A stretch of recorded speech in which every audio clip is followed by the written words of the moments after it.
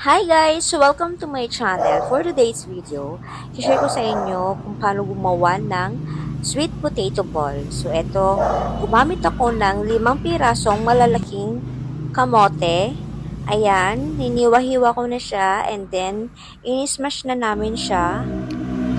Ayan, gumamit kami ng tinidor para smash at saka later, kakamayin ko na lang para mas pino.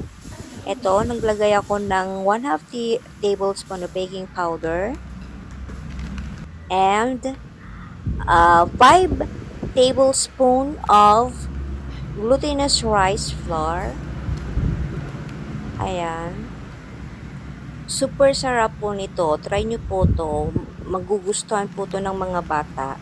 So, ayan. Nagpiprepare kami ito ngayon kasi nga, yung mga estudyante namin, magsisiuwian na. Kaya, binilisan na namin maggumawa nito para pag-uwi nila, ready na po yung kanilang merienda.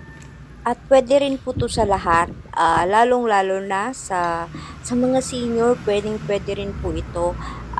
Mawasan nyo lang po yung sugar kasi medyo matamis na po siya. At masarap din tong i-partner sa kape. Ayan. At nilagyan ko rin ng 1/4 cup brown sugar. Ayan, konti lang po yung sugar na linagay ko kasi nga po matamis na po yung kamote. Ayan, halo-haloin ko na po siya hanggang sa mag-well combine yung mga ingredient na linagay natin. Paunti-unti lang yung paglagay ko dito ng 1/2 cup of water para po mas maayos yung pagkahalo niya. Haluin po nating maigi para magkaroon tayo ng smooth na mixture. Ayan. Ready na po to. Ang ganda na po ng texture niya. Ayan, bilugin ko na po. Munti ko na pong makalimutang lagyan to ng palaman na cheese. Ayan, kaya kinuha ko ulit. I-flatten ko lang muna siya na ganito. Ilalagay ko sa gitna yung cheese na palaman. Ayan. Kaunting piraso lang ng cheese para hindi siya masyadong nakakaumay. Ayan, at bilugin ko ulit. Ayan. Ganito na po ang magiging itsura niya. Ayan, super ganda po ng ano niya, pagkabilog niya. Super easy lang po tong gawin sa bahay. Ayan.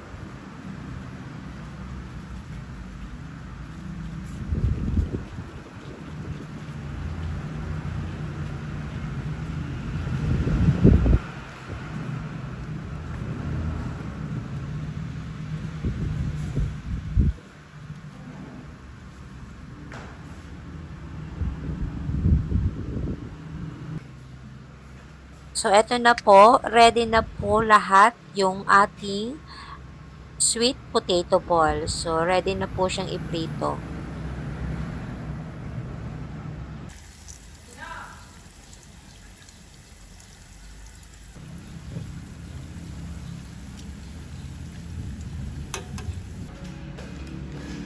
At ito na nga po ang ating sweet potato ball. So, ayan, lagyan lang po natin siya ng powdered sugar. Kaunti lang po kasi matamis na po siya. So, depende po sa inyo kung ano po ang gusto nyong ilagay. Pwede rin naman sesame seeds and yung kahit ano pong gusto niyo, kung ano yung bet niyong ilagay. So, ako ngayon kasi, yung available po sa akin ngayon is powdered sugar. Kaya yun po yung talaga yung nilagay ko. So, ayan, tikman na natin.